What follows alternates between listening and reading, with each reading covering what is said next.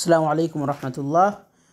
अभी कुछ दिनों पहले मदीना यूनिवर्सिटी में जो गुज़िश्ता साल 2022 में जो लोग तकदीम किए थे, मकबूल हुए थे, उन लोगों को वीज़ा और इशार मिलने का मेल आया था और लेकिन अभी तक वो डाउनलोड नहीं हो रहा है वीज़ा और इशार की कॉपी।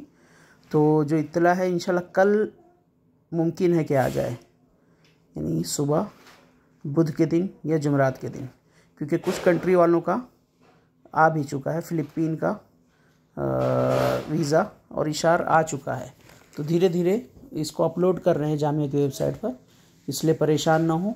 अपनी कार्रवाई आगे की तैयारी करें, कागज़ के जो कार्रवाई कराना है एम्बेसी से उसकी तैयारी करें, मेडिकल की तैयारी करें। इंशाल्लाह आप लोग जल्द अज़ जल्द मदीना यूनिवर्सिटी तशरीफ़ लाएंगे। और अभी मैं एक दूसरी वीडियो बनाऊंगा जिसमें अभी क्या क्या इक़दामात आपको आगे करने हैं, इंशाल्लाह उसको बताता हूँ।